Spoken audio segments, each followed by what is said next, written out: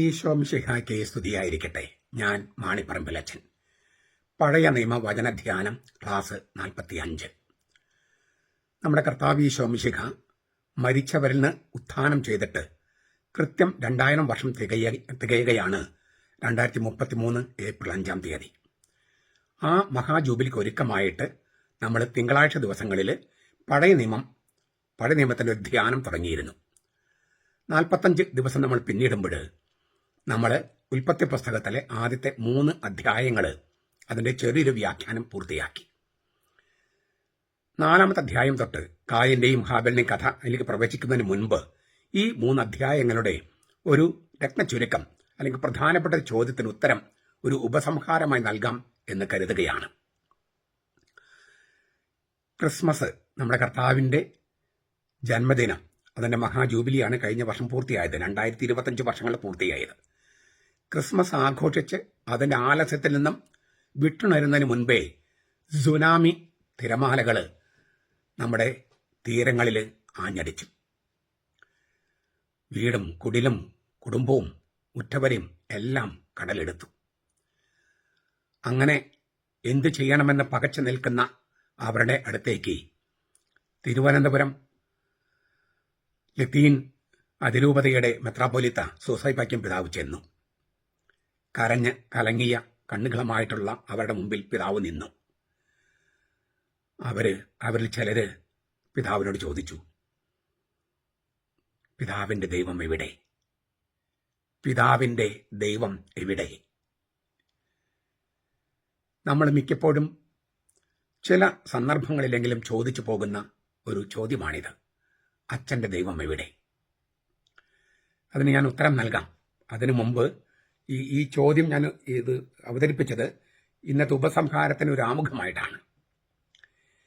നമ്മൾ ചോദിക്കുന്ന ഒരു ചോദ്യമാണ്, സർവജ്ഞാനിയാണ് ദൈവമെങ്കിൽ, സർവശക്തനാണ് ദൈവമെങ്കിൽ, ആദി മാതാപിതാക്കളായ ആദാമും ഹവ്വയും അറിവിന്റെ വൃക്ഷത്തിലെ വിലക്കപ്പെട്ട കനി തിന്ന് പാപം ചെയ്യുമെന്ന് ദൈവത്തിന് അറിയാമായിരുന്നു. അവൻ സർവജ്ഞാനിയാണല്ലോ. അങ്ങനെ സർവജ്ഞാനിയായ ദൈവം പിന്നെ എന്തുകൊണ്ടാണ് ഇങ്ങനൊരു വിലക്ക് ഏദൻ തോട്ടത്തിൽ വെച്ചത്?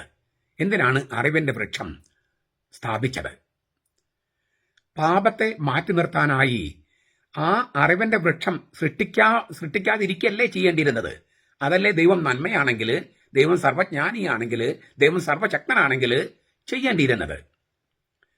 അങ്ങനെ ഒരു വൃക്ഷത്തെ സൃഷ്ടിക്കുകയും അതിലെ ഫലം തിന്നരുന്ന് കൽപ്പിക്കുകയും ചെയ്തത് കൊണ്ടല്ലേ ഈ കഷ്ടാനുഭവങ്ങളും സകല ദുരിതങ്ങളും ലോകത്തിലേക്ക് വന്നത്? ഇതാണ് നമ്മൾ ചോദിക്കുന്ന ചോദ്യങ്ങളിൽ ഒന്ന്. നിന്റെ ദൈവം എവിടെ? അച്ഛൻ്റെ ദൈവം എവിടെ? മെത്രാന്റെ ദൈവം എവിടെ എന്ന് ചോദിക്കുന്ന പോലെ തന്നെ ഒരു ചോദ്യമാണിതും.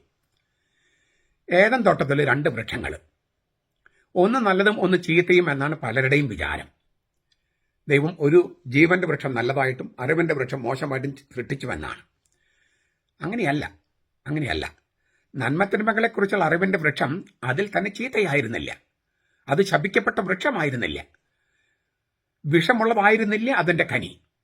അതിന്റെ ഫലത്തിന് മാന്ത്രിക ശക്തി ഉണ്ടായിരുന്നില്ല. ദൈവം തിന്മയെ സൃഷ്ടിക്കുന്നില്ല, തിന്മയെ അനുവദിക്കുന്നുണ്ടെന്ന് മാത്രം.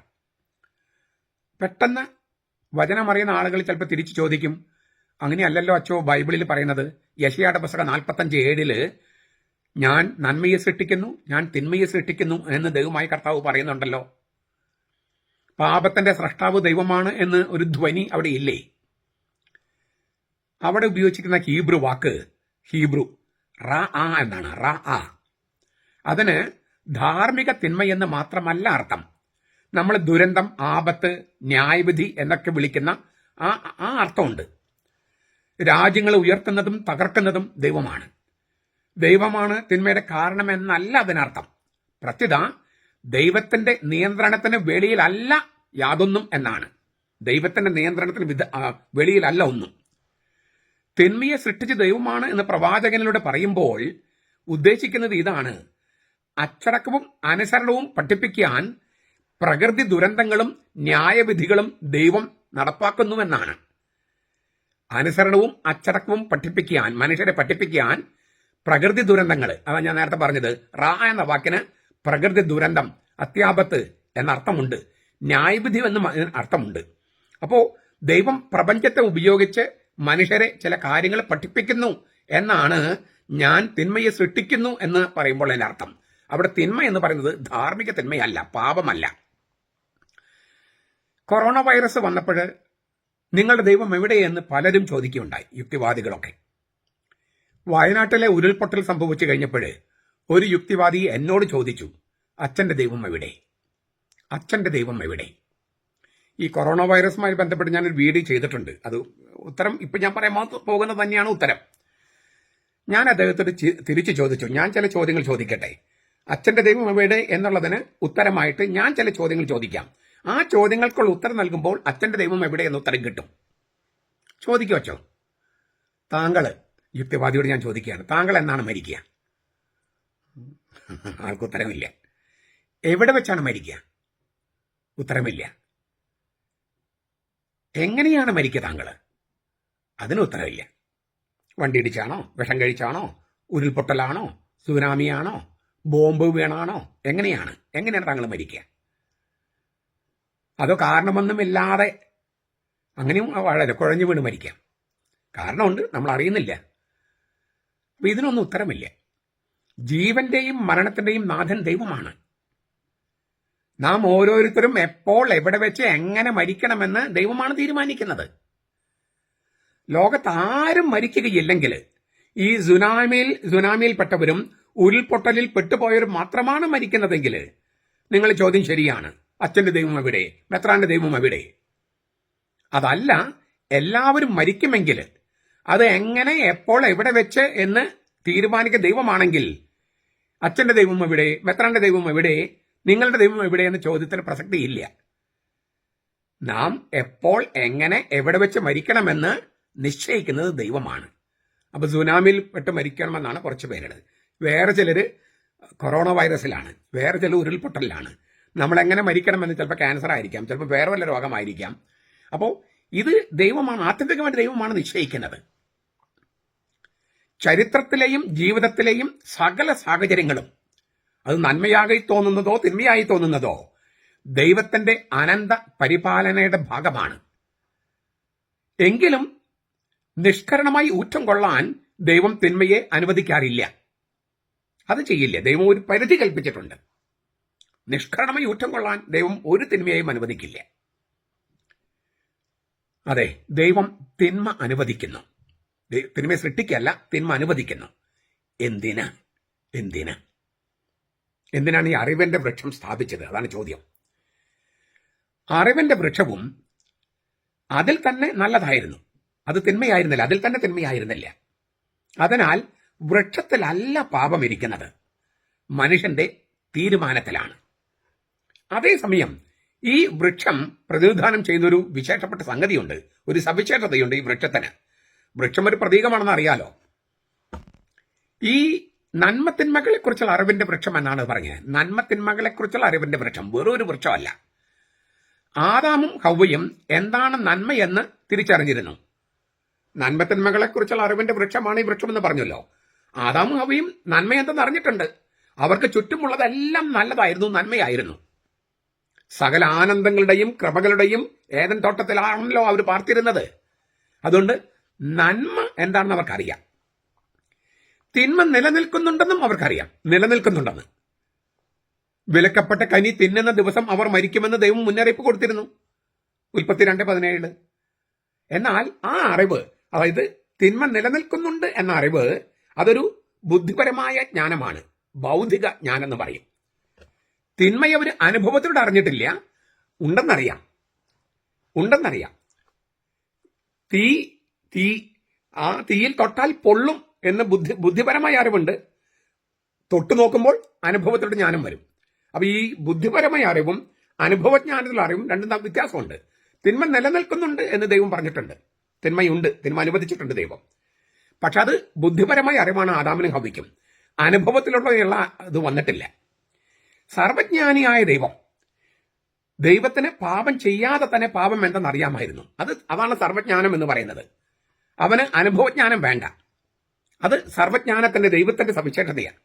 കാരണം ദൈവം പരിപൂർണനും പരമമായ നന്മയും പരമപരിശുദ്ധനും സർവശക്തനുമൊക്കെ ആയതുകൊണ്ട്, അനന്തതയുള്ള സൃഷ്ടാവായതുകൊണ്ട് എന്താണ് പാപമെന്ന് പാപം അനുഭവിച്ചറിയാതെ തന്നെ ദൈവത്തിനറിയാം.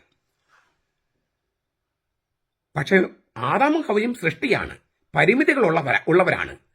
അവർ തിന്മ എന്തെന്ന് ബുദ്ധിപരമായ അറിവ് അതിനെ അനുഭവിച്ചറിയാനും കൂടി തുടങ്ങിയാൽ, അനുഭവിച്ചറിഞ്ഞാൽ സംഭവിക്കുക വേദനയുടെയും ക്ലേശങ്ങളുടെയും മരണത്തിന്റെയും ലോകത്തിലേക്കാണ് ഇവർ പ്രവേശിക്കുക.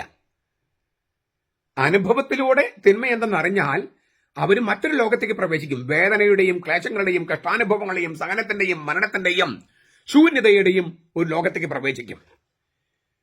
അവർ വിലക്കപ്പെട്ട കനി തിന്നപ്പോൾ എന്താണ് തിന്മയെന്ന് ഉള്ളിൽ നിന്നറിഞ്ഞു.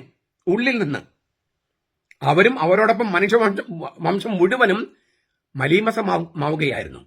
അത് ബുദ്ധിപരമായ ബൗദ്ധികമായ ഒരു ജ്ഞാനമല്ല, അനുഭവജ്ഞാനമാണ്. ഇപ്പൊ നമുക്കറിയാം സയനൈഡ് കൊടും വിഷമാണെന്ന് ബൗദ്ധികമായിട്ട് നമുക്കറിയാം, ബുദ്ധിപരമായി നമുക്കറിയാം. അത് അനുഭവിച്ചെന്നറിയാൻ വേണ്ടിയിട്ട് അതൊന്ന് കഴിച്ചാലോ, അതിന്റെ രുചി എന്തെന്ന് എഴുതാന്ന് വെച്ചിട്ടൊന്ന് കഴിച്ചാലോ ആ സെക്കൻഡിൽ മരിക്കും. അപ്പൊ ഈ അനുഭവജ്ഞാനവും ബുദ്ധിപരമായ ജ്ഞാനം തമ്മിൽ വ്യത്യാസമുണ്ടെന്ന കാര്യം ബോധ്യമായല്ലോ. അതായത് തിന്മയുണ്ട്, ലോകത്ത് തിന്മയുണ്ട്, അത് വേണം. എന്തിനാണ് നമ്മൾ പറയാൻ പോകുകയാണ്. മനുഷ്യർക്ക് തിരഞ്ഞെടുക്കാനുള്ള സ്വാതന്ത്ര്യം, അതാണ് ഈ അറിവിന്റെ വൃക്ഷം നൽകുന്നത്. തിരഞ്ഞെടുപ്പിന്റെ സ്വാതന്ത്ര്യം. അത്തരം സ്വാതന്ത്ര്യമില്ലാതെ സ്നേഹമില്ല. സ്നേഹമുണ്ടോ? സ്നേഹവും സ്വാതന്ത്ര്യവും ഇല്ലെങ്കിൽ മനുഷ്യരുണ്ടോ? ഇപ്പൊ നമുക്കറിയാം, നമ്മുടെ നാട്ടിലിപ്പം ആന പാപ്പാനെ ചവിട്ടിക്കൊന്നു. എന്തുകൊണ്ട് ആനയെ കോടതിയിൽ ഹാജരാക്കി അറസ്റ്റ് ചെയ്ത്, പോലീസ് അറസ്റ്റ് ചെയ്ത് കോടതിയിൽ ഹാജരാക്കി ശിക്ഷിക്കുന്നില്ല? തെരുവ് പട്ടികള് മനുഷ്യരെ കടിച്ചു കീറി കൊല്ലുന്നു, കടുവ മനുഷ്യരെ കൊല്ലുന്നു. എന്തുകൊണ്ടാണ് ഇവയൊക്കെ കോടതിയിൽ ഹാജരാക്കാത്തത്, ശിക്ഷിക്കാത്തത്? അവയ്ക്ക് സ്വാതന്ത്ര്യമില്ല. സ്വാതന്ത്ര്യമില്ലാത്തത് കൊണ്ട് തന്നെ നന്മയും തിന്മയും തിരഞ്ഞെടുക്കാനുള്ള കഴിവില്ല. അപ്പോൾ സ്നേഹമില്ലെങ്കിൽ, സ്നേഹവും സ്വാതന്ത്ര്യവും ഇല്ലെങ്കിൽ മനുഷ്യരില്ല. നന്മയും തിന്മയും തിരിച്ചറിയാനും തിന്മയെ വർജിച്ച് നന്മയെ സ്വീകരിക്കാനുമുള്ള കപ്പാസിറ്റിയാണ് സ്വാതന്ത്ര്യം എന്ന് പറയുന്നത്. അതില്ലെങ്കിൽ സ്നേഹമില്ല. സ്നേഹം ഒരു തീരുമാനമാണ്, വികാരം മാത്രമല്ല. സ്നേഹത്തെ വികാരമായി ചുരുക്കുമ്പോഴാണ് പ്രശ്നം. തീരുമാനമായാൽ കറക്റ്റായി. സ്നേഹം ഒരു തീരുമാനമാണ്. അത് തീരുമാനിക്കണമെങ്കിൽ സ്വാതന്ത്ര്യം വേണം. മനുഷ്യരെ മനുഷ്യരാക്കുന്നത് വിശേഷബുദ്ധിയും സ്നേഹവും സ്വാതന്ത്ര്യവുമാണ്. എന്ന് വെച്ചാൽ അനുസരിക്കാനോ അനുസരിക്കാതിരിക്കാനോ ഉള്ള സ്വാതന്ത്ര്യമില്ലാതെ ദൈവം മനുഷ്യരെ സൃഷ്ടിച്ചിരുന്നെങ്കിൽ, അനുസരിക്കാനോ അനുസരിക്കാതിരിക്കാനോ ഉള്ള സ്വാതന്ത്ര്യമില്ലാതെ ദൈവം സൃഷ്ടിച്ചിരുന്നെങ്കിൽ, അതായത് അനുസരിക്കാൻ മാത്രം അറിയുന്ന ഒരു വസ്തുവായിട്ട് സൃഷ്ടിച്ചിരുന്നെങ്കിൽ ഒരു റോബോട്ട് പോലെയാവും. നമ്മളിപ്പോൾ AI ടൂൾ എന്നൊക്കെ പറയില്ലേ, ആർട്ടിഫിഷ്യൽ ഇന്റലിജൻസ് റോബോട്ട്, അനുസരിക്കാൻ വേണ്ടി ട്യൂൺ ചെയ്ത് വെച്ചിരിക്കുക. അപ്പൊ അതങ്ങനെ ചെയ്യും. സ്വാതന്ത്ര്യമില്ലാതെ സ്നേഹമില്ല എന്ന കാര്യം ഞാൻ ആവർത്തിക്കുകയാണ്. യഥാർത്ഥമായ എല്ലാ ബന്ധങ്ങളിലും തിരഞ്ഞെടുപ്പുള്ള സ്വാതന്ത്ര്യം വേണം. അത് സൗഹൃദമായാലും ദാമ്പത്യമായാലും കുടുംബ ബന്ധങ്ങളിലായാലും. എന്റെ കാറ് എന്നെ അനുസരിക്കും, എന്റെ ഈ പുസ്തകം എന്നെ അനുസരിക്കും എന്നൊക്കെ, എന്റെ പശു എന്നെ അനുസരിക്കും എന്നൊക്കെ പറയുമോ? കണ്ടീഷൻ ചെയ്യും. നമ്മൾ ആലങ്കാരികമായിട്ട് പറയും, പക്ഷെ യഥാർത്ഥത്തിൽ ശരിയല്ലല്ലോ. അപ്പോൾ കാറിന് എന്നോട് സ്നേഹമുണ്ടെന്നും പുസ്തകത്തിന് എന്നോട് താല്പര്യമുണ്ടെന്നും എന്നും നമ്മൾ പറയില്ല. കാരണം അവയ്ക്കൊന്നും സ്വാതന്ത്ര്യമില്ല, തെരഞ്ഞെടുപ്പിനുള്ള സാധ്യതയില്ല. അവർക്ക് സ്നേഹിക്കാനോ സ്നേഹിക്കാതിരിക്കാനോ പറ്റത്തില്ല. മനുഷ്യൻ സ്വതന്ത്രമായി ദൈവത്തെ സ്നേഹിക്കണമെന്ന് ദൈവം തീരുമാനിച്ചു. അങ്ങനെയാണല്ലോ വേണ്ടത്. ദൈവത്തെ സ്നേഹിക്കാനോ സ്നേഹിക്കാതിരിക്കാനുള്ള സ്വാതന്ത്ര്യം, ഒരു തെരഞ്ഞെടുപ്പുള്ള സ്വാതന്ത്ര്യം മനുഷ്യന് വേണ്ടേ? എങ്കിലല്ലേ മനുഷ്യനാകൂ. അല്ലെങ്കിൽ മറ്റേത് വസ്തുവിനെ പോലെയും ഏത് മൃഗത്തെ പോലെയും ആയി പോകും മനുഷ്യൻ. ദൈവത്തെ വിശ്വാസത്തിലെടുത്ത് അവനെ അനുസരിക്കാനോ ദൈവത്തെ ധിക്കരിച്ച് അവനെ വിട്ടകന്ന് സ്വയംഭരണ അവകാശം പ്രഖ്യാപിക്കാനോ ഉള്ള സ്വാതന്ത്ര്യം മനുഷ്യന് വേണമായിരുന്നു. എങ്കിലേ മനുഷ്യനാകുമായിരുന്നുള്ളൂ. അപ്പൊ മനുഷ്യൻ സ്വന്തം തീരുമാനപ്രകാരം ദൈവത്തെ അനുസരിക്കണമായിരുന്നു. മനുഷ്യൻ സ്വന്തം തീരുമാനപ്രകാരം ദൈവത്തെ അനുസരിക്കണമായിരുന്നു. അല്ലാതെ ഒരു കീ കൊടുത്തിട്ട്, തന്നെ അനുസരിക്കാൻ വേണ്ടി കീ കൊടുത്തിട്ട് റോബോട്ടായിട്ടല്ല ദൈവം മനുഷ്യനെ സൃഷ്ടിക്കാൻ ആഗ്രഹിച്ചത്. അങ്ങനെ സൃഷ്ടിച്ചാൽ മനുഷ്യൻ വസ്തുവായിട്ട് മാറും. ഒരു ഭോഗവസ്തു എന്നൊക്കെ പറയില്ല, അതുപോലെ ഒരു വസ്തുവായിട്ട് മാറും. മനുഷ്യനാകില്ല, ആളാവില്ല. അതിനു വേണ്ടിയാണ് അറിവിന്റെ വൃക്ഷം. അപ്പൊ അത് ശരിക്കും പറഞ്ഞാൽ നല്ലതല്ലേ? മനുഷ്യൻ സ്വന്തം തീരുമാനപ്രകാരം ദൈവത്തെ അനുസരിക്കണമായിരുന്നു. സ്വന്തം തീരുമാനപ്രകാരം വേണമെങ്കിൽ ദൈവത്തെ ധിക്കരിക്കാനും സാധിക്കും. അതാണ് ഈ അറിവിന്റെ വൃക്ഷം എന്നുള്ള അത് സ്വാതന്ത്ര്യം എന്ന ഫാക്കൽറ്റിയാണ്. അപ്പോഴും നമ്മുടെ ചോദ്യത്തിന് പകുതി ഉത്തരമായിട്ടുള്ളൂ. മുമ്പ് ചോദിച്ച ചോദ്യം ഇപ്പോഴും നിലനിൽക്കുന്നു. മനുഷ്യൻ പാപം ചെയ്യുമെന്ന് ദൈവത്തിന് അറിയാമായിരുന്നെങ്കിൽ മനുഷ്യന്റെ പാപത്തിന് ദൈവം ഉത്തരവാദിയല്ലേ? അച്ഛന്റെ ദൈവം എവിടെ? മെത്രാന്റെ ദൈവം എവിടെ? മനുഷ്യൻ പാപം ചെയ്യുമെന്ന് ദൈവത്തിന് അറിയാമായിരുന്നെങ്കിൽ മനുഷ്യന്റെ പാപത്തിന് ദൈവം ഉത്തരവാദിയല്ലേ? അല്ല. കാരണം അറിയുന്നതും കാരണക്കാരനാകുന്നതും രണ്ടും രണ്ടാണ്. Knowing is not the same as causing. അറിയുക എന്ന് പറയുന്നതും കാരണഭൂതനാവുക എന്ന് പറയുന്നത് രണ്ടും രണ്ടാണ്. സ്വാതന്ത്ര്യം ദുരുപയോഗം ചെയ്തേക്കാം എന്ന് ദൈവത്തിന് അറിയാമായിരുന്നു. പക്ഷേ അത് ദുരുപയോഗം ചെയ്യാനുള്ള തീരുമാനം ദൈവത്തിൻ്റെതല്ല, മനുഷ്യൻ്റെതാണ്. സ്വാതന്ത്ര്യം ദുരുപയോഗം ചെയ്തേക്കാം എന്ന് ദൈവത്തിന് അറിയാമായിരുന്നു. പക്ഷേ അവൻ ദുരുപയോഗം ചെയ്യണം എന്ന തീരുമാനം ദൈവത്തിന്റെ അല്ല, അത് മനുഷ്യന്റെയാണ്. മനുഷ്യൻ പാപം ചെയ്യണമെന്ന് ദൈവം മുൻകൂട്ടി നിശ്ചയിക്കുന്നില്ല. മുൻകൂട്ടി അങ്ങനെ ഒരു പാപം ചെയ്യാനുള്ള ഒരു പദ്ധതി ആസൂത്രണം ചെയ്ത് മനുഷ്യന് മുമ്പിൽ വെക്കുന്നുമില്ല. മാനസികമായി ഉദാഹരണം പറയാം. തീർച്ചയായിട്ടും അതിന് പരിമിതിയുണ്ട്, കാരണം മാനസികമായ പരിമിതികൾ ഉണ്ടല്ലോ. എങ്കിലും ഉദാഹരണം പറയാം. തീ അപകടമാണ്, തീയിൽ തൊടരുത് എന്ന് അപ്പൻ മകനോട് പറയുന്നു. തീ അപകടമാണ്, പൊള്ളും, അതിൽ തൊട്ടാൽ പൊള്ളും. അതിൽ തൊട്ടാൽ പൊള്ളുമെന്ന് അപ്പൻ അറിയാം. പക്ഷേ ആ അറിവ് മുൻകൂട്ടിയുള്ള ആസൂത്രണമല്ലല്ലോ. അവൻ തൊട്ടിരിക്കണം, അവൻ തീയിൽ തൊട്ട് പൊള്ളണം എന്ന് അപ്പൻ ആഗ്രഹിക്കുന്നുണ്ടോ? ഇല്ല. തീയിൽ തൊട്ടാൽ പൊള്ളും, അത് അപകടമാണ് എന്ന് അപ്പൻ അറിയാം. അപ്പൻ അറിയാമെന്ന് വിചാരിച്ചിട്ട് അപ്പൻ തീരുമാനിച്ചിട്ടുണ്ടോ മകൻ ഈ തീയിൽ തൊട്ട് പൊള്ളണമെന്ന്? ഇല്ല. അപ്പോൾ അറിവ് എന്ന് പറയുന്നതും കാരണക്കാരനാകുക എന്ന് പറയുന്നത് രണ്ടും രണ്ടാണ്. മനുഷ്യൻ പാപം ചെയ്യുമെന്ന് ദൈവത്തിന് അറിയാമായിരുന്നെങ്കിലും മനുഷ്യന്റെ പാപത്തിന് ഉത്തരവാദി ദൈവമല്ല, മനുഷ്യൻ തന്നെയാണ്. മനുഷ്യൻ പാപം ചെയ്യണമെന്ന് ദൈവം മുൻകൂട്ടി ആസൂത്രണം ചെയ്ത് അവനെ ഏൽപ്പിച്ചിട്ടില്ല. തീർന്നില്ല. ദൈവം വെറുമൊരു കൽപ്പന കൊടുക്കുകയായിരുന്നില്ലല്ലോ. പ്രത്യുത കൽപ്പന ധിക്കരിച്ചാലുണ്ടാകുന്ന ഭവിഷ്യത്തിനെ കുറിച്ച് വാത്സല്യവും കരുതലും അലിവുമുള്ള ഒരു അപ്പനെ പോലെ മുന്നറിയിപ്പ് കൊടുക്കുന്നുണ്ട്. അത് തിന്നുന്ന ദിവസം തീർച്ചയായും നീ മരിക്കും. തീർച്ചയായും മരിക്കും നമ്മുടെ തർജ്ജമയാണ്. നീ ചത്തുകൊണ്ട് മരിക്കുമെന്നാണ് അവിടെ ശരിക്ക്. ഡൈയിങ് യു വിൽ ഡൈ എന്നാണ്. നീ ചത്തുകൊണ്ട് മരിക്കും, അല്ലെങ്കിൽ മരിച്ചുകൊണ്ട് ചാവും. അതായത് അവസാനം മരിക്കുന്നു മാത്രമല്ല, ഇത് തിന്നുന്ന ദിവസം തൊട്ട് പിന്നെ നിന്റെ ഇല്ലേ ജീവിച്ചിരിക്കലേ തന്നെ നീ ചത്തു കഴിഞ്ഞു. പിന്നെ അവസാനം അത് ശരിക്കും തീരുകയാണ്. ചത്തുകൊണ്ട് മരിക്കും, അല്ലെങ്കിൽ മരിച്ചുകൊണ്ട് ചാവുമെന്നാണ്. ഭാവിയിൽ ശാരീരികമായി മരിക്കുമെന്ന് മാത്രമല്ല അതിനർത്ഥം. അപ്പോൾ ആ വിലക്കപ്പെട്ട ആ കൽപ്പന ലംഘിക്കുന്ന നിമിഷം മുതൽ അവർ ആധ്യാത്മികമായി മരിച്ചുകൊണ്ടിരിക്കും.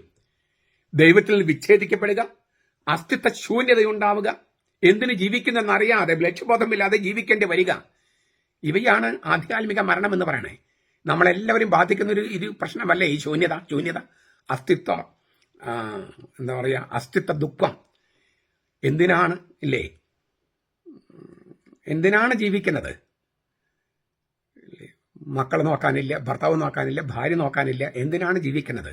എന്തിനാണ് ഈ പണം മുഴുവൻ എന്നെല്ലാം ചിലപ്പോഴെങ്കിലൊക്കെ ചിന്തിച്ചു പോകില്ലേ? അല്ലെങ്കിൽ രാവിലെ തൊട്ട് വൈകിട്ട് വരെ ഒരേ ജോലി, ജീവിതത്തിൽ 90% ജോലി, ഉറങ്ങാൻ നേരമില്ല, സ്ട്രെസ്, മറ്റത് മറിച്ചത്. അപ്പോൾ ഇതെല്ലാം കൂടി നോക്കുമ്പോൾ ഒരു ദുരന്തമാണല്ലോ. ഇതിനൊക്കെയാണ് ഈ ആധ്യാത്മിക മരണം എന്ന് പറയുന്നത്. ചുരുക്കത്തില് മനുഷ്യന് സന്തോഷങ്ങൾ വിലക്കുകയായിരുന്നില്ല ദൈവം. പ്രത്യുത തിന്മയിൽ നിന്ന് അവനെ മാറ്റി നിർത്തുകയായിരുന്നു ദൈവത്തിന്റെ ലക്ഷ്യം. ദൈവം സ്രഷ്ടാവാണ്, വാത്സല്യനിധിയായ പിതാവാണ്, കരുതലുള്ള അപ്പനാണ്. മനുഷ്യൻ അങ്ങനെയല്ല, മനുഷ്യൻ സൃഷ്ടിയാണ്. അതിനാൽ ദൈവവും മനുഷ്യൻ തമ്മിൽ ഒരു ഉടമ്പടി ഉണ്ടാക്കുകയാണ്. എന്താണ് ഉടമ്പടി? ദൈവത്തെ വിശ്വാസത്തിലെടുത്ത്, അവൻ സ്രഷ്ടാവാണ്, വാത്സല്യനിധിയാണ്, കരുതലുള്ളവനാണ്, നന്മയുള്ളവനാണ്, നല്ലവനാണ്. ആ ദൈവത്തെ വിശ്വാസത്തിലെടുത്ത് അവനെ അനുസരിച്ചാൽ അതിന് പ്രതിഫലം ഗംഭീരമാണ്. അനശ്വര ജീവൻ, സമൃദ്ധമായ ജീവൻ, ദൈവവുമായുള്ള പൂർണ്ണമായ ഐക്യത അഥവാ സംയോജനം. അതാണ് അതിന്റെ വാഗ്ദാനം. പ്രതിഫലം വളരെ ഗംഭീരമാണ്. ദൈവത്തെ വിശ്വാസത്തിലെടുത്ത് അവൻ അനുസരിച്ചാൽ സമൃദ്ധമായ ജീവൻ, അനശ്വരമായ ജീവൻ, ജീവിതത്തിന്റെയും സുഖം. പക്ഷെ വാഗ്ദാനത്തോടൊപ്പം ശിക്ഷയുണ്ടല്ലോ. അതെപ്പോഴും ഒരു ഉടമ്പടിയുടെ ഭാഗമാണ്. അനുസരണക്കേട് കാണിക്കാനാണ് മനുഷ്യന്റെ തീരുമാനമെങ്കിൽ, അനുസരണക്കേട് കാണിക്കാനാണ് ദൈവത്തിന്റെ തീരുമാനമെങ്കിൽ മരണമാണ് ശിക്ഷ. മരണം എന്ന് പറഞ്ഞാൽ അതിന്റെ സകല ചക്രവാളങ്ങളും ആ ശിക്ഷയിലുണ്ട്. ശാരീരിക മരണം, ആധ്യാത്മിക മരണം, ശാശ്വതമായ മരണം. ഇങ്ങനെ മരണത്തിന്റെ സകല ചക്രവാളങ്ങളും. തീർന്നില്ല. ആദ്യത്തെ മനുഷ്യൻ എന്ന നിലയിൽ ആദാം മറ്റെല്ലാ മനുഷ്യർക്കും മാനദണ്ഡമായിരുന്നു. 1 കൊരിന്ത്യസ് 15:45-48 പറയുന്നുണ്ട്. 2 മനുഷ്യരും മറ്റെല്ലാ മനുഷ്യർക്കും മാനദണ്ഡമാണ്. ആദ്യത്തെ മനുഷ്യനും അവസാനത്തെ മനുഷ്യനും, ആദാമും യേശുക്രിസ്തുവും. ഒരാൾ ഭൂമിയിൽ നിന്നുള്ള മനുഷ്യൻ, മറ്റാൾ സ്വർഗത്തിൽ നിന്നുള്ള മനുഷ്യൻ. ഒരാൾ താഴെ നിന്ന്, ഒരാൾ മുകളിൽ നിന്ന്. ഒരാൾ മാംസത്തിന്റെ മനുഷ്യൻ, മറ്റാൾ ആത്മാവിന്റെ മനുഷ്യൻ. ഈ 2 പേരും എല്ലാ മനുഷ്യർക്കും മാനദണ്ഡമാണ്. അപ്പോൾ ആദ്യത്തെ മനുഷ്യൻ എന്ന നിലയിൽ ആദാമിൽ മറ്റെല്ലാ മനുഷ്യരും സൂക്ഷ്മതലത്തിൽ അവന്റെ ഉള്ളിൽ ഉണ്ടായിരുന്നു. എല്ലാ മനുഷ്യരും അവരിൽ അന്തർലീനമായിരുന്നു. ഈ ആദാം എന്ന മനുഷ്യനിൽ അതിനെ മാനദണ്ഡം എന്ന് പറയണേ. അതിൽ അവന്റെ തീരുമാനം എന്തായിരുന്നാലും, അനുസരണമാണെങ്കിലും ധിക്കാരമാണെങ്കിലും സകല മനുഷ്യരെയും ബാധിക്കുന്നു. അതിനെയാണ് ഉത്ഭവഭാവം എന്ന് പറയുന്നത്. റോമാലേഖനം 5:12. വെറും മൃഗതലത്തിലുള്ള ഒരു ജീവി അല്ലല്ലോ മനുഷ്യൻ. ജീവശാസ്ത്രപരമായി മറ്റു മൃഗങ്ങൾ ജീവിക്കുന്നത് പോലെ ജീവിക്കാനും മനുഷ്യന് കഴിയില്ല. സൗന്ദര്യവും സാഹിത്യവും കലയും സംഗീതവും ഇതൊന്നും മൃഗലോകത്തിനില്ല. ഉണ്ടെങ്കിൽ തന്നെ അതൊന്നും നമുക്കറിയില്ലല്ലോ. ഇപ്പൊ നമ്മൾ കേൾക്കുന്ന പോലെയൊന്നും അങ്ങനെ ഇല്ലല്ലോ. തീർച്ചയായിട്ടും ചില വിസ്മയങ്ങളൊക്കെ അവരുടെ ഇടയിലുണ്ട്. പക്ഷെ മനുഷ്യരെ പോലെ ജീവിക്കാൻ മൃഗങ്ങൾക്ക് കഴിയില്ല. മൃഗങ്ങളെ പോലെ അധപതിക്കാൻ നമുക്കും കഴിയില്ല. ഈ മനുഷ്യന്റെ ഉത്ഭവം പറഞ്ഞിട്ട് ഇങ്ങനെ മനുഷ്യൻ ഇല്ലേ, അതിന് തൊട്ടുപുറകില് ഇങ്ങനെ കുരങ്ങുകളുടെ പരിണാമം ഇങ്ങനെ കൊടുത്തിട്ട് ഏതാണ്ട് നമ്മൾ പുറകോട്ട് പോകുന്ന പോലെയാണ്. നമ്മൾ പുറകോട്ടല്ലോ, മുമ്പോട്ടല്ലേ പോകുന്നത്, പുറകോട്ടല്ലല്ലോ. അപ്പം മൃഗലോകത്തേക്ക് നമ്മൾ തിരിച്ചുവിടുകയല്ല വേണ്ടത്, സ്വർഗലോകത്തിലേക്ക് നമ്മൾ വലിച്ചെടുക്കുകയാണ്. അപ്പൊ ഈ ആൾക്കാരുടെ എല്ലാം ഈ നമ്മൾ പരിണമിച്ചുണ്ടായെന്ന് പറയുമ്പോൾ നമ്മുടെ വിചാരം നമ്മൾ പുറകോട്ട് പോകാനാണ്.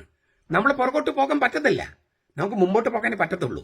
അതുകൊണ്ട് ഈ ചിമ്പാൻസിയാണ്, മനുഷ്യക്കുരങ്ങാണ് എന്നെല്ലാം പറയുന്നതിനകത്ത് ശാസ്ത്രജ്ഞന്മാർ പോലും പറയുന്നത് കേട്ടിട്ടുണ്ട്. പക്ഷെ അതൊരു വിവരക്കേടാണ്. നമുക്ക് പുറകോട്ട് പോകാൻ കഴിയത്തില്ല, മുൻപോട്ട് പോകാനേ പറ്റത്തുള്ളൂ. അപ്പോൾ ദൈവവുമായും മറ്റു മനുഷ്യരുമായും ബന്ധത്തിലേ മനുഷ്യന് അസ്തിത്വമുള്ളൂ. ദൈവവുമായും മറ്റു മനുഷ്യരുമായുള്ള ബന്ധത്തിലേ മനുഷ്യന് അസ്തിത്വമുള്ളൂ. ഈ ബന്ധം അനുഭവ തലത്തിലാണ് വേണ്ടത്. അനുഭവ തലത്തിൽ അപ്പോഴാണ് സമൃദ്ധമായ ജീവൻ നമുക്കുണ്ടാകുക. ഞാൻ വന്നത് ജീവൻ നൽകാനാണ്, സമൃദ്ധമായ ജീവൻ. ഏതെങ്കിലും ജീവനല്ല, സമൃദ്ധമായ ജീവൻ. ഇതാണ് കർത്താവ് പറഞ്ഞത്. അപ്പൊ ഈ ബന്ധം, ദൈവവുമായുള്ള ബന്ധം. അപ്പൊ അറിവിന്റെ വൃക്ഷം ശാശ്വതമായ ഒരു തത്വത്തിലേക്കാണ് കൈ ചൂണ്ടുന്നത്. യഥാർത്ഥ ജീവൻ, സമൃദ്ധമായ ജീവൻ നിലനിൽക്കുന്നുണ്ട്. സ്രഷ്ടാവും പിതാവുമായ ദൈവവുമായുള്ള ബന്ധത്തിൽ ജീവിച്ചാൽ മാത്രമേ ഈ സമൃദ്ധമായ ജീവൻ നമുക്ക് പ്രാപിക്കാൻ നോക്കൂ. ഇപ്പൊ നമുക്ക് എന്ത് കിട്ടിയാലും തൃപ്തിയാകുന്നില്ല. കാരണം നമുക്ക് സമൃദ്ധമായ ജീവൻ ഇല്ലാത്തത് കൊണ്ടാണ്. സമൃദ്ധമായ ജീവൻ എന്ന് പറയുന്നത് സ്രഷ്ടാവും പിതാവുമായ ദൈവവുമായുള്ള ബന്ധത്തിൽ ജീവിക്കുന്നതാണ്. അതിനാൽ ദൈവം പാപമല്ല മനുഷ്യനിൽ നിന്ന് ആഗ്രഹിച്ചത്. പാപത്തിന് കാരണഭൂതനും ദൈവമല്ല. അതേസമയം അറിവിന്റെ വൃക്ഷം ദൈവത്തിന്റെ കൃപയുടെ ഉയരവും ആഴവും പരപ്പും നമ്മളെ അറിയിക്കുന്നുണ്ട്. ഈ പാപം ഇല്ലായിരുന്നെങ്കിൽ എന്താണ് പാപമോചനം, എന്താണ് വീണ്ടെടുപ്പ്, എന്താണ് ഉത്ഥാനം, എന്താണ് ദൈവം തന്റെ മനുഷ്യാവതാരം, ഇതൊന്നും നമുക്ക് കൃത്യമായിട്ട് മനസ്സിലാകില്ലായിരുന്നു. പാപം നല്ലതായിരുന്നു എന്നല്ല ഇതിനർത്ഥം. പ്രത്യുത തിന്മയ്ക്ക് പോലും ദൈവത്തിന്റെ പദ്ധതിയെ തകിടം മറിക്കാനോ അവന്റെ കണ്ണിൽ നിന്ന് ആർക്കിൽ ഒളിച്ചോടാനോ പറ്റാത്ത വിധം ദൈവം പരമാധികാരിയാണെന്ന് തെളിയിക്കുകയാണ്. മനുഷ്യന്റെ തിന്മയ്ക്ക് പോലും ദൈവത്തിന്റെ പദ്ധതി തകിടം മറിക്കാൻ കഴിയില്ല. അതുപോലെ ദൈവത്തിന്റെ കണ്ണിൽ നിന്ന് ഒളിച്ചോടാൻ ആർക്കും കഴിയില്ല. ദൈവത്തിന്റെ നിയന്ത്രണത്തിൽ പിടിവിട്ട് നടക്കാനും കഴിയില്ല. ചരിത്രത്തിന്റെ ചരട് ഇപ്പോഴും ദൈവത്തിന്റെ കയ്യിൽ തന്നെയാണ്. ഇതാണ് ആ പറഞ്ഞതിന്റെ അർത്ഥം. ചുരുക്കത്തില് അറിവിന്റെ വൃക്ഷം പഠിപ്പിക്കുന്നത് ഇവയെല്ലാമാണ്. 1, സ്നേഹം വെറും ഒരു വികാരമല്ല, തീരുമാനമാണ്. അനുസരണം അല്ലെങ്കിൽ ധിക്കാരം, അതാണ് സ്നേഹത്തിന്റെ നിർവചനം. എന്നും ഇങ്ങനൊരു തീരുമാനത്തിന് മുമ്പിലാണ് നാം നിൽക്കുന്നത്. ദൈവത്തെ സ്നേഹിക്കുക എന്ന് പറഞ്ഞാൽ ദൈവത്തെ അനുസരിക്കുക എന്നാണ് അർത്ഥം. ഏറ്റവും ചെറിയ കാര്യത്തിൽ പോലും നാം തീരുമാനമെടുക്കുമ്പോൾ അത് ദൈവത്തെ സ്നേഹിക്കാനോ ധിക്കരിക്കാനോ ഉള്ളതാണ്. ഇപ്പൊ നമ്മൾ അനാവശ്യമായിട്ടൊന്നും ദേഷ്യപ്പെട്ടെന്ന് വിചാരിക്കുക, അതുപോലും ദൈവത്തെ ധിക്കരിക്കാനുള്ള ഒരു തീരുമാനമാണ്. അങ്ങനെയാണത്. അപ്പം സ്നേഹം വെറും ഒരു വികാരമല്ല, തീരുമാനമാണ്. ആ തീരുമാനം എന്ന് പറയുന്നത് അനുസരണം അല്ലെങ്കിൽ ധിക്കാരം. ദൈവത്തെ സ്നേഹിക്കുക എന്ന് പറഞ്ഞാൽ അവൻ അനുസരിക്കുക എന്നാണ് അർത്ഥം. അത് അടിമയാകുന്നതല്ല. 2, സുഖകരമായ ഒരു അനുഭവം വാഗ്ദാനം ചെയ്യുകയാണ് പാപം എപ്പോഴും ചെയ്യുന്നത്. പാപം ഒരിക്കലും തിന്മയായിട്ട് നമ്മുടെ മുമ്പിൽ പ്രത്യക്ഷപ്പെടുന്നില്ല. സ്ത്രീയുടെ മുമ്പിൽ ഇല്ലേ ആ വൃക്ഷത്തിന്റെ പഴം ഇല്ലേ ആസ്വാദ്യമാണ്, കണ്ണിന് കൗതുകരമാണ്, അറിവേഗൻ കഴിയുമെന്നതിനാൽ അഭികാമ്യമാണ്. ഇങ്ങനെയൊക്കെയാണ് പഴം, വൃക്ഷത്തിന്റെ കനി സ്ത്രീയുടെ മുമ്പിൽ പ്രത്യക്ഷപ്പെട്ടത്. ഏത് പാപവും നമ്മുടെ മുമ്പിൽ പ്രത്യക്ഷപ്പെടുന്നത് സുഖകരമായ ഒരു അനുഭവം പ്രദാനം ചെയ്യുന്നുള്ള ഒരു പരസ്യത്തോടു കൂടിയാണ്. പക്ഷെ നൽകുന്നതോ അടിമത്തമാണ്. പരസ്യം എങ്ങനെയാണ് ഇല്ലേ? നിങ്ങൾ ഇന്ന സംഗതി പുരട്ടിയാൽ നിങ്ങൾ വെളുക്കും, എന്നിട്ട് പുരട്ടി കഴിഞ്ഞാലോ വെളുക്കും ചില സ്ഥലങ്ങളിൽ മാത്രം പാണ്ട്. അപ്പൊ പരസ്യം അതാണ് പാപം ചെയ്യുന്നത്. പക്ഷെ യാഥാർത്ഥ്യം അതല്ല. യാഥാർത്ഥ്യത്തിൽ സംഭവിക്കുന്നത് അടിമത്തമാണ്. തങ്ങൾക്ക് ഇതുവരെ ഇല്ലാത്തൊരു അനുഭവമാണ് സാത്താൻ ആദാമിനും ഹവ്വയ്ക്കും വാഗ്ദാനം ചെയ്തത്. ഹവ്വ ആദാമിനും വാഗ്ദാനം ചെയ്തത് അതൊക്കെ തന്നെയാണ്. ദൈവം ആ വലിയ നന്മ അവരിൽ നിന്ന് മറച്ചു പിടിക്കുകയാണെന്നും അവർക്കത് വിലക്കിയിരിക്കുകയാണെന്നും പിശാച് തട്ടിവിട്ടു. അത് ദൈവത്തിന്റെ അസൂയായിരുന്നു, ദൈവത്തിന്റെ കുശുമ്പായിരുന്നു എന്നൊക്കെ. എന്നാൽ ആ അറിവിന്റെ കനി തിന്നാൽ വികസനമുണ്ടാകുമെന്നാണ് അവർ പറഞ്ഞത്. ഈ സാത്താൻ പറഞ്ഞത്, നിങ്ങൾ വികസിച്ച് ദൈവത്തെ പോലെയാകും. വികസനം വരുന്നു. ഇതാണ് പാപം വാഗ്ദാനം ചെയ്തത്, സാത്താൻ വാഗ്ദാനം ചെയ്തത്. എന്നാൽ ദൈവത്തെ ധിക്കരിച്ചതിലൂടെ, അനുസരണക്കേടിലൂടെ സംഭവിച്ചത് വീഴ്ചയാണ്, വികസനമല്ല. വീഴ്ചയാണ് സംഭവിച്ചത്, വികസനമല്ല. നാണക്കേടാണ് സംഭവിച്ചത്, വേർപാടാണ്, മരണമാണ്. ഇന്നും തിന്മ ചെയ്യുന്നത് ഇങ്ങനെ തന്നെ. അത് സ്വാതന്ത്ര്യത്തിന്റെ ഒരു മായാ പ്രപഞ്ചം, അനിയന്ത്രിതമായ സ്വാതന്ത്ര്യം വാഗ്ദാനം ചെയ്യുന്നു. പരിധികളോ നിയന്ത്രണങ്ങളോ ഇല്ലാത്ത ലോകം വാഗ്ദാനം ചെയ്യുന്നു. നിന്റെ ഹൃദയത്തിന്റെ ചാച്ചിലുകൾ നീ പിന്തുടരുക, ഇതാണ് പറയണേ. നിന്റെ ഹൃദയത്തിന്റെ ചാച്ചിലുകളെ. അങ്ങനെ ചെയ്താൽ എന്തുണ്ടാകും? നാം അടിമത്തത്തിലേക്ക് വീഴുന്നു. അടിമത്തത്തിലേക്ക് വീഴുക മാത്രമല്ല, പിന്നെ അതിൽ നിന്ന് കരകയറാൻ പറ്റാത്ത വിധം പാപം ശീലമായി മാറുന്നു. ദുശീലമെന്നും നമ്മൾ പറയുന്നു. പാപം ശീലമായി മാറുന്നു. അതാണ് അടിമത്തം. അതിൽ നമുക്ക് കരകയറാൻ പറ്റുന്നില്ല. അത് നമ്മെ ശൂന്യതയിലാക്കുന്നു. ഈ വാഗ്ദാനങ്ങൾ, പാപം ചെയ്യുന്ന നൽകുന്ന വാഗ്ദാനങ്ങൾ ഒരിക്കലും പോലും യാഥാർത്ഥ്യമായി ഒത്തുപോകുന്നില്ലെന്ന് എല്ലാവർക്കും അറിയാം. വാഗ്ദാനം ചെയ്യുന്ന സംഗതി നൽകാൻ പാപത്തിന് ഒരിക്കലും കഴിയില്ല. മാത്രമല്ല, പാപത്തിന് വിധേയപ്പെട്ടാൽ അത് നമ്മിൽ നിന്ന് ഈടാക്കുന്നത് വലിയ വിലയാണ്, മരണം. ഞാൻ നേരത്തെ പറഞ്ഞ എല്ലാ തരത്തിലുള്ള മരണം. 3, യഥാർത്ഥ ജീവനിലേക്കുള്ള വഴി അനുസരണമാണ്. യഥാർത്ഥ ജീവനിലേക്കുള്ള വഴി അനുസരണമാണ്. ദൈവത്തെ അനുസരിക്കുന്നതിലൂടെയാണ് ശാശ്വതമായ ജീവൻ ലഭിക്കുക. ഈ സത്യമാണ് ആദം നിഷേധിച്ചത്. ദൈവത്തെ അനുസരിക്കുന്നതിലൂടെയാണ് ശാശ്വതമായ ജീവൻ ലഭിക്കുക. ഈ സത്യമാണ് ആദം നിഷേധിച്ചത്. ഇപ്പൊ നമ്മുടെ നാട്ടില് കുറെ ആളുകൾ ലിറ്റർജിയുടെ കാര്യം അനുസരിക്കാണ്ട് നടക്കുന്നില്ലേ? അവരും നിഷേധിക്കുന്നതൊക്കെ തന്നെയാണ്. ആദാമിന്റെ അതേ വഴിയിലാണ്. തങ്ങളുടെ മനസ്സ് പറയുന്നത് മാത്രം അനുസരിക്കാൻ ആദാമും ഹവ്വയും തീരുമാനിച്ചു. നമ്മുടെ ആളുകളെ പോലെ തന്നെ അത് അവരെ മരണത്തിൽ എത്തിച്ചു. എന്നാൽ ആദാമിന്റെ വിപരീത ദിശയിലാണ് ക്രിസ്തു. അവൻ മരണം വരെ അനുസരിച്ചു. ഫിലിപ്പിയ ലേഖനം 2:6-8 വരെ മരണം വരെ അനുസരിച്ചു. അതിലൂടെ അവന് മാത്രമല്ല തേജസ് ഉണ്ടായത്, മനുഷ്യവംശത്തിന് മുഴുവനുമാണ്. നാം നമ്മുടെ രീതിയിൽ ജീവിക്കുന്നതിലല്ല, ദൈവഹിതം അനുസരിച്ച് ജീവിക്കുന്നതിലാണ് ജീവന്റെ സമൃദ്ധി അനുഭവിക്കാൻ കഴിയുക. ഇതാണ് ക്രിസ്തു പഠിപ്പിച്ചത്. നാം നമ്മുടെ രീതിയിൽ, എന്റെ ഇഷ്ടമല്ല നിന്റെ ഇഷ്ടം, നാം നമ്മുടെ രീതിയിൽ ജീവിക്കുന്നതല്ല, നമ്മുടെ ഹൃദയത്തിന്റെ ചാച്ചുകൾ അനുസരിച്ച് ജീവിക്കുന്നതിലല്ല, ദൈവഹിതം അനുസരിച്ച് ജീവിക്കുന്നതിലാണ് ജീവന്റെ സമൃദ്ധി. നിയന്ത്രണമാണ് അനുസരണമെന്ന് തോന്നാം, വാസ്തവത്തിൽ അത് സംരക്ഷണമാണ്. നിയന്ത്രണമല്ല അനുസരണം, സംരക്ഷണമാണ്. അവസാനമായിട്ട്, ഏദൻ തോട്ടത്തിലെ കഥ പാപത്തിലല്ല അവസാനിക്കുന്നത്, കുരിശിലാണ്. ഞാൻ അതൊന്ന് ആവർത്തിക്കാൻ ആഗ്രഹിക്കുന്നു. ഏദൻ തോട്ടത്തിലെ കഥ അവസാനിക്കുന്നത് പാപത്തിലല്ല, കുരിശിലാണ്. കുരിശാണ് യഥാർത്ഥ ഉത്തരം, അറിവിന്റെ വൃക്ഷത്തിനുള്ള ശരിക്കുള്ള ഉത്തരം. ശാപത്തിലേക്കുള്ള കവാടമാണ് ആദാം തുറന്നതെങ്കിൽ വീണ്ടെടുപ്പിന്റെ അനുഗ്രഹത്തിലേക്കുള്ള വാതിലാണ് യേശു തുറന്നത്. ശാപത്തിന്റെ കവാടമാണ് ആദാം തുറന്നതെങ്കിൽ വീണ്ടെടുപ്പിന്റെ കൃപയുടെ വാതിലാണ് യേശു തുറന്നത്. നീയും സ്ത്രീയും തമ്മിലും നിന്റെ സന്തതിയും അവളുടെ സന്തതിയും തമ്മിൽ ശത്രുത ഉളവാക്കും. അവൻ, സ്ത്രീയുടെ സന്തതി, സ്ത്രീയുടെ വിത്ത് നിന്റെ തല തകർക്കും. നിനക്ക് അവന്റെ കുതികാൽ പരിക്കേൽപ്പിക്കാനേ കഴിയൂ. അതായത് മനുഷ്യന്റെ അനുസരണക്കേടിന്റെ ശിക്ഷയും ഭവിഷ്യത്തും യേശു കുരിശിൽ തന്റെ മേൽ തന്നെ ചുമക്കുകയും മനുഷ്യന് വിധിക്കപ്പെട്ടിരുന്ന മരണശിക്ഷ റദ്ദാക്കുകയും ചെയ്തു. ദൈവം മനുഷ്യനെ കൈവിട്ടില്ലെന്ന് കുരിശ് സ്പഷ്ടമാക്കുന്നു. കുരിശിൽ അവൻ നമ്മുടെ കഥ, മനുഷ്യന്റെ കഥ വീണ്ടും എഴുതുകയായിരുന്നു തന്റെ അനന്തമായ കൃപയുടെ തൂലിക ഉപയോഗിച്ച്. നമ്മുടെ കർത്താവ് ഈശോ മിശിഹായുടെ കൃപയും പിതാവായ ദൈവത്തിന്റെ സ്നേഹവും പരിശുദ്ധാത്മാവിന്റെ സഹവാസവും നാം എല്ലാവരോടും കൂടി ഉണ്ടായിരിക്കട്ടെ, ഇപ്പോഴും എപ്പോഴും എന്നേക്കും. ആമേൻ.